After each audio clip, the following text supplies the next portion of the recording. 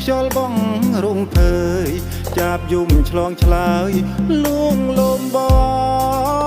ងពេភូមិអ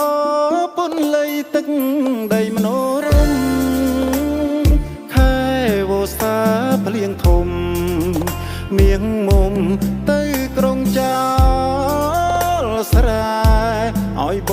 ងរងចាំពីងពេញបណ្ដាំមៀងមេសន្យាវិលមករួមស្នេហ៍ច្រើនឆ្នាំច្រើនខែមិនឃើញរូបស្រី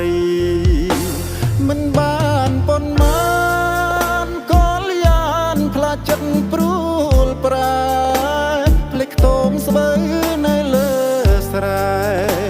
ចោលស្នេហ៍គ្រាធ្លាប់ក្រក្រីយកគេអ្នកមានអូនហ៊ានក្បត់ស្នេហ៍ភក្តីវក់លងភ្លើងពណ៌ដីថ្មីពីស្ដីបដូរទាំងភាសាទំនប់ស្វាយជែកយំយាយក្រៀមក្រំអាសូដល់រូបខ្ញុំព្រោះមុំក្បត់ពីសន្យាលុបស្វាយទាំងសងខាងត្បូងវត្តភ្នំតាប៉ាចាឈ្មោះបងនឹងជីវ៉ាមានខ្ទមអ្នកតាធ្វើជាសង្ស័យ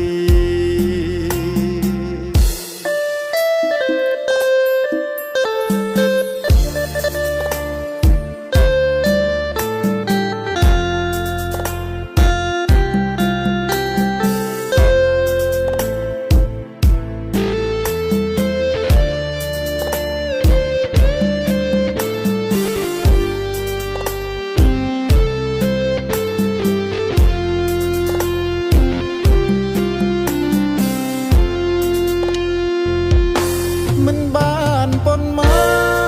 នក៏លៀនផ្លាចិត្តព្រួលប្រែភ្លេចខ្ទមស្បូវនៅលើស្រែចោលស្នេហ៍គ្រាធ្លាប់ក្រក្រីយកគេអ្នកមានអូនហ៊ានក្បត់ស្នេហ៍ភក្តីវក់លងភ្លើងពណ៌ដីថ្មីពីស្ដីបដូរទាំងភាសាទំនប់ស្វាយជែកយំយាយក្រៀមក្រំអាសូដល់រូបខ្ញុំព្រោះមុំក្បត់ពីសន្យាលុបស្វាយទាំងសងខាងត្បូងវត្តភ្នំតាប៉ាចាឈ្មោះបងនឹងជីវ៉ាមានខ្ទមអ្នកតាធ្វើជាសង្ស័យ